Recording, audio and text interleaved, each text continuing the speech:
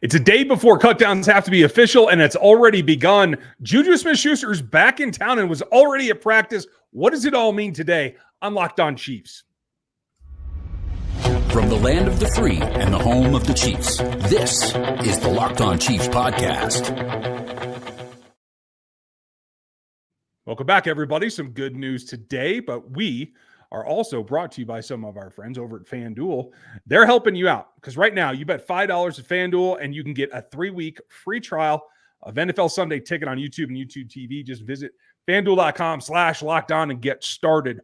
We're going to get started because this is Chris Clark, the man that runs KC Chiefs Corner, and you can get all the information that you need on everything, quarterbacks, cap, business-wise. It's all there. I'm Ryan Tracy, the founder of Rogue Analytics and Performance Consulting, as well as NFL33.com and RGRFootball.com, running it all down.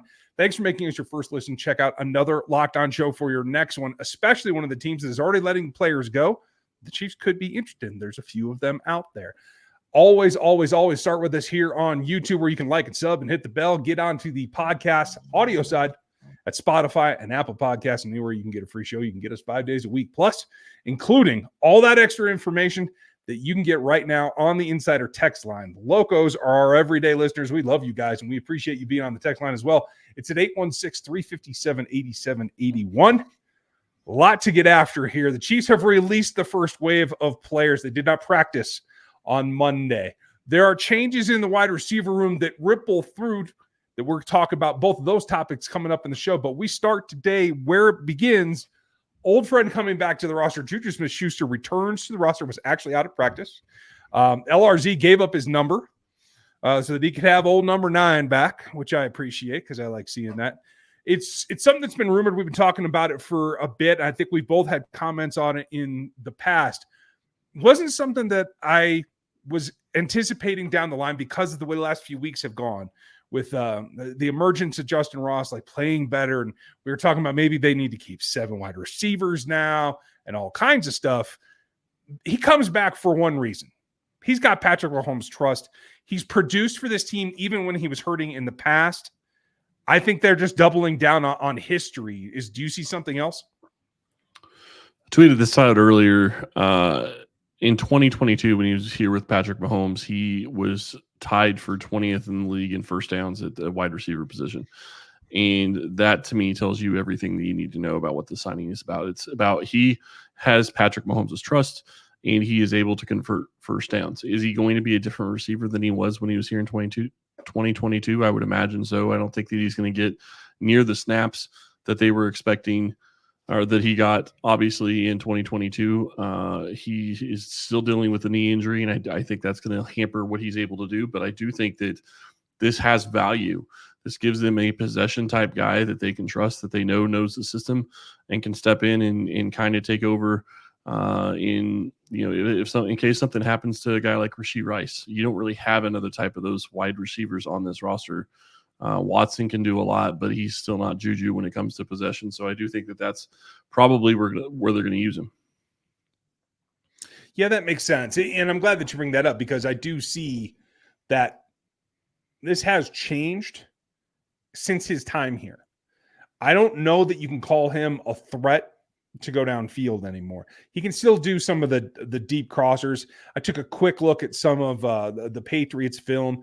It wasn't the greatest season for him, but he was out there. At this point, like you said, he's always been a physical guy. He's built pretty thick.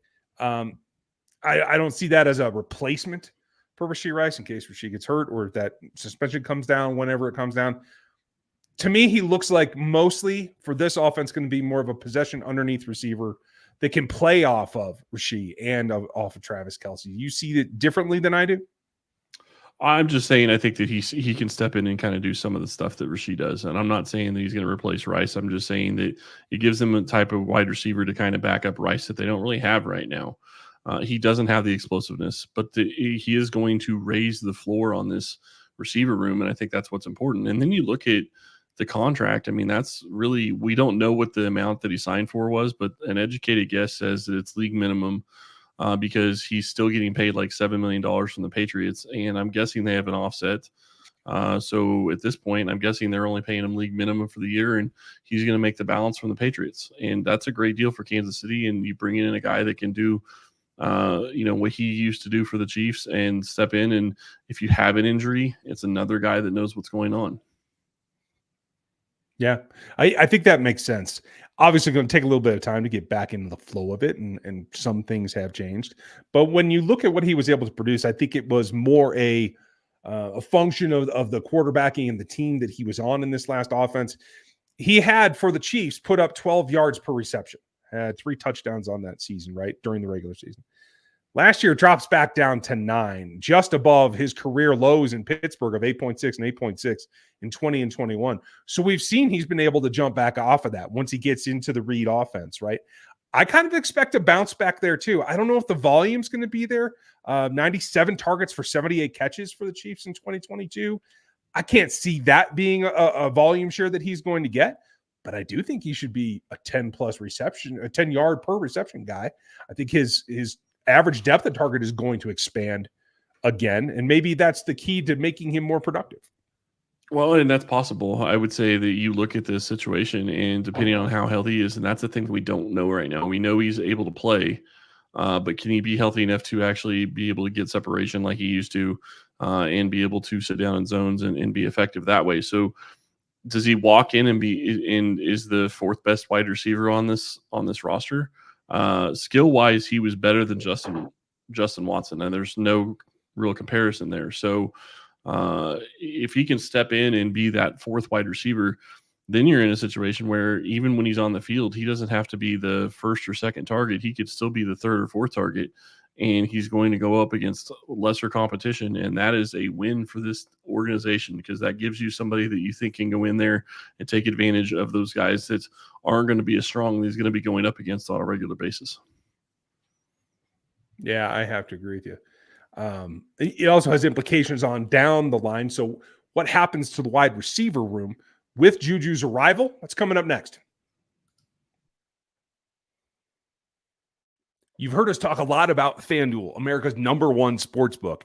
Now they have a chance for you to do exactly what I do every single week. They have something a little bit different for you right now. Now through September 22nd, all FanDuel customers can bet just $5 and get a 3-week free trial of NFL Sunday Ticket on YouTube and YouTube TV. Then with a YouTube base plan account, all you got to do is watch every single regular season Sunday afternoon out of market game. No problem. All you need is a Google account and a current form of payment, and you can cancel at any time.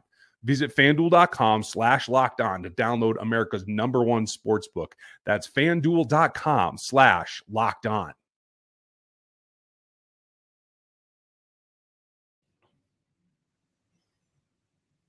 Make sure that if you need your fantasy football fix in order to get your drafts ready, that you check out Vinny Iron, the Fantasy Football Locked On Show, because it will help you. I just got one done yesterday that actually was really insightful. Thanks, Vinny, for that one. Check that out at Locked On Fantasy Football. Fantasy's one thing. I don't know the impact that Juju Smith-Schuster is going to have. I don't know that you're drafting him in anything more than, a 6-flex fantasy league. That's fine. But what does he do to the room? And I think we've gone back and forth, much like we did last offseason, Juju's first season away. And we're looking at having to keep 7 wide receivers to get a fully functional 6 or maybe 5. At this point, I think Nico Romeo is destined for the practice squad. He has not been released yet. I do expect that. But in my mind, like you said, is he arguably the 4th wide receiver? I still think I'd put him at 5 behind Watson. But this tells me that on the field, you have enough wide receivers with experience to give Mahomes what he needs, no matter the situation or when Hollywood is able to return. I think this seals it, that it's McCole Hardman and Tony are out, and it's going to be Sky Moore that is the last wide receiver onto this 53 now, and they only keep 6. Do you see it differently? I could see that, and I think that's the big question is, are they going to keep 6 or are they going to keep 7? And you look at Kadarius Toney, I think that he was gone regardless. And now it's a question of who else are you going to keep? To me, this move means something like okay, is it possible that they will only keep 6 because now they have another guy that they think can step in and maybe take some of the pressure off of a guy like Worthy and a guy like Rice in games 1 and 2 while Brown is out. So it's possible that they're looking at this as, not necessarily, obviously it's not a 1-for-1 replacement for Hollywood Brown. You're not going to find that this time of year, but it could be something that leads them to be able to replace him to an extent and give some of the other guys help for the first couple of weeks. And you talk about McCall Hardman. We've talked about this multiple times. When they signed him to a deal, they signed him to a deal with no money guaranteed, a league minimum deal. Nobody else wanted to sign him. To me, that screams that he could be activated he could be on the practice squad and he could be activated for the first 2 or 3 weeks while Brown is out and help in that regard as well. So to me, that makes a lot of sense. And it makes even more sense to keep only 6 at that point because then you're in a situation where if you're bringing Hardman up the first couple of weeks, you can allow him to do the special teams things that you need him to do, and then you can figure it out from there. And I agree. I think Sky Moore is probably going to be on this roster as the 6th unless something happens and they trade him away for something, which I don't foresee right now. Yeah, I have to agree with that. So then becomes target share. What happens with Hollywood's injury? I think right now, just having so little time, even if Juju's able to practice consistently all the way up till week 1, I still think Justin Watson gets snaps ahead of him. It's probably the 3 in this offense right now. Okay, so we're in sync on that one. The question becomes is how does it shift your offense? Obviously, having another guy with Xavier Worthy that could take the top off if you had Hollywood, bringing that down to a guy that I think is probably more an underneath only option at this point in Juju Smith-Schuster shortens your offense overall. How can they compensate for that? Well, I mean, it shortens your offense to an extent. You could use Rashee Rice in the deep game like they did late last year. He's not going to be as good as Hollywood Brown, obviously, and he's not Xavier Worthy. We know that, but that is something that they could try to use to really make teams be honest when it comes to playing later in the year, showing if he can do that and be successful at it. Then you add Brown back, and you've got 3 guys that could be going deep and taking the top off the defense to an extent. Obviously, Rice doesn't have the same speed, so it's a little different, but it could be very effective. You look at this, and it's going to be curious. I mean, you head into week 1. Last year, you headed into week 1 with a much different receiving core without Travis Kelce. This year, you're going to have Travis Kelce headed into week 1, you assume. So it's still going to change your game plan as to what you're going to be able to do and how you're going to be able to do it. And I think that Kelce is still going to be the number 1 threat this season for the Chiefs and Patrick Mahomes.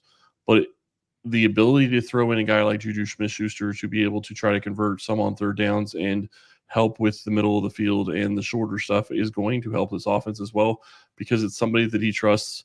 And he's going to, Mahomes is going to take advantage of DBs that aren't ready to face off against Juju, and Juju is going to do what he did best in 2022, which is sit in zones and find the weak part and sit there and get receptions and get first downs. That's exactly what you need. You don't need him to be a guy that's going to get 600 or 700 yards. You need him to be a guy that's going to move the chains on a regular basis because that keeps drives going, and that's going to be the way you score more points.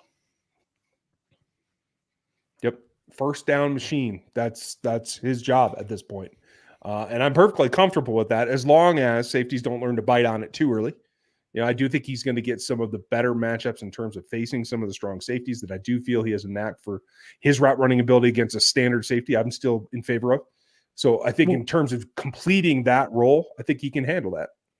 Yeah, and I would say that let the safeties bite on it. Let him come up and try to attack it because the thing that Reed's going to do is he's going to use that the first couple of games, and when the defense adjusts and tries to take it away, he's going to send Worthy over the top. I mean, that's going to be the reality. Good luck if you're going to be sending a safety or keeping a guy on Juju and getting your other guys out of whack. Worthy is going to take advantage of that deep part of the field, and then when Brown gets back, it's going to be 2 guys that can do that with very good speed. And I still think Rashee Rice can do that to an extent, not the same extent that the first 2 can, but I do think that this roster is going to be a lot of fun. You look at the wide receivers and adding a guy like Juju at this point in time is fantastic for this team. And it definitely raises the floor of that room because at this point, if Sky Moore was that guy, if he was your fifth wide receiver, you feeling as good having him go in there and being in there on third downs trying to convert. That hasn't been his strength. He hasn't shown that he has the ability to do that, and he hasn't shown that he has Mahomes' trust to be able to do that on a regular basis either. Yeah, this changes that scenario. And honestly, maybe alleviates a little bit of pressure on Sky Moore because I think he's been really good with the new kickoff rules. So maybe that's something he can concentrate on, work himself into a rhythm into the season, and actually be able to be productive later. Yeah, the Chiefs are going to be in a great position. I think they led the league in preseason returns, and I do think that that's going to be something they're going to be able to take advantage of. And whether it's Sky Moore or somebody else at the return position, I think that's going to be a lot of fun. And I cannot wait to see how it shakes out against the Ravens on Thursday Night Football in a little over a week. Yeah, I'm ready for that as well. A couple of guys aren't going to be ready for that. Some of the waiver cuts have already come in. What did they mean? Did they let somebody go they shouldn't have? And who can make it back to the practice squad? That's next.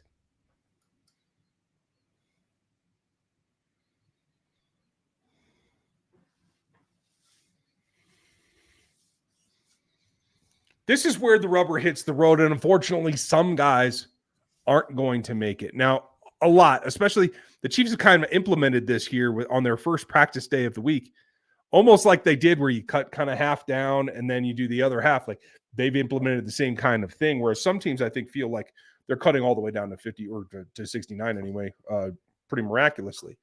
The group, I'll let you run down the group because you can say them all a whole lot faster than I can. A couple of things stood out to me, but who was let go today?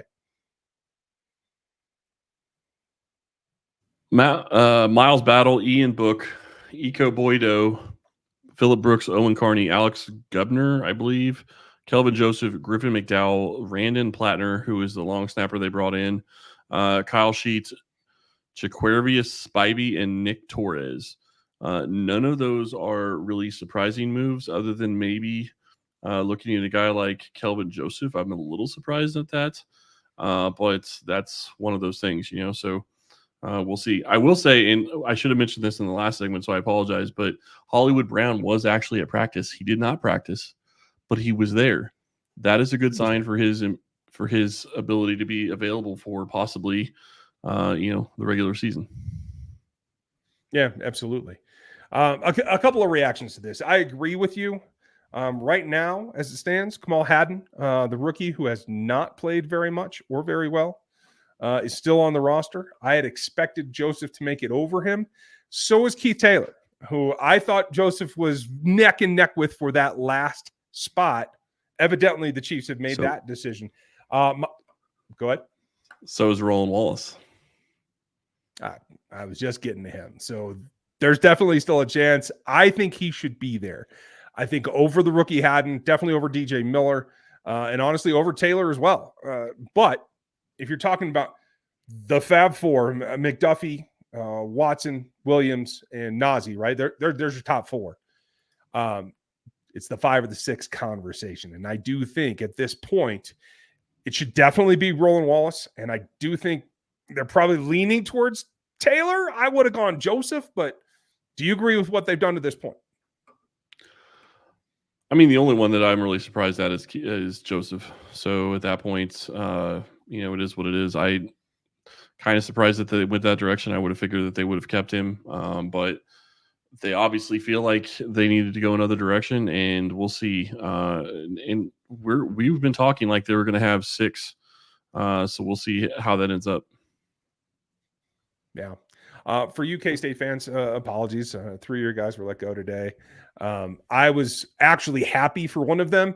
Akaboido was released today. He is going to land somewhere. He is going to play in this league. So this is actually a good thing for him. Squeezing onto this roster was going to be an uphill battle for him, but he served good special teams snaps in the last season, and I think he can get on the field for some other teams around the league. So if you're a K-State fan, there are better days ahead for him. I think it's a plus. Yeah, and I do think that there's, a possibility there's going to be some of these guys that come back on the practice squad. I'm really curious. They have 78 guys on the roster right now, which means they have, 25 that they still have to let go? And we'll see what that ends up meaning. I'm still thinking that I thought that there was probably only going to be 6 wide receivers, and now with Juju, I do think that that's probably even more likely. The big one that I'm curious about is Clyde Edwards-Helaire, and to see, I think he practiced today, so that's going to be something when you start looking at cut downs and how that's going to work. And just really quick, looks like Reese Zammit did not practice. Trey Smith and Irv Smith left early because of heat. Would not worry about either of those guys. It was extremely hot out there, so don't think that's going to be an issue going forward. It's over 100 in Kansas. I'm sure it's close to that in Missouri. Yeah. Hey, and more power to them. They made it all the way till cut down day to have to hit 3 digits, right? Like usually that's in St. Joe for a week. So well done, guys. Yep. A couple of other things that are coming. We talked about the wide receivers and the corners. Ethan Driscoll, Lucas Niang, and Godric are all still on this roster currently. That's not going to last very long. The question is going to be for me, is Wanya Morris destined for some kind of pup? Where is he? What did that extra tweak mean in the game the other night? I'm going to be watching that one very carefully. And I've started to watch about running back cuts around the league to see who might be available. So far, nothing that has stood out to me, and that's perfectly fine. We are a little bit under 24 hours from the deadline, so we're going to have to just keep an eye on that. Pro personnel teams, departments around the league are working for every team to scout every player that could possibly be released right now. Some of them will sneak through. I hope that the last cut here is probably going to be Driscoll, because I'd like to see him get back to the practice squad. So keep your fingers crossed, and don't hold your breath, but Yeah, I'm curious how that ends up. I could have sworn, I was trying to look at X to see if I could find it. I could have sworn that Morris was back at practice today. So I think that most of the guys were back practicing. So I do think that he'll be okay. But I it's a big question. I mean, if he isn't back at practice, and there's Jawan Taylor too, don't forget he was injured as well. So you have 2 guys that were dealing with injuries. But I'm pretty sure that Morris was back. Or maybe he was the only guy that didn't practice. I'm pretty sure Taylor did. So we'll see how that ends up going over the next couple of days. Obviously, at this point, there's no injury reports, so good luck going out and finding that. But I do think that it's going to be intriguing, because you have a situation where they have 3 tackles left that all could make a case for making the roster in some way or another. Even Godric to an extent, but not near as big as I think Driscoll and Niang could do. So there's still a lot of hard moves at this point, and you have other teams that are cutting players right now and working on trades. And another one that's out there that they're trying to trade him away is Tim Patrick in Denver. I'm not saying that Kansas City should make a move to try to go get Tim Patrick, but that's another guy that's sitting in the free agent market, and his deal will be extremely cheap. I just don't see Denver wanting to trade with Kansas City, and I don't think the other thing is I don't think Kansas City really wants to get into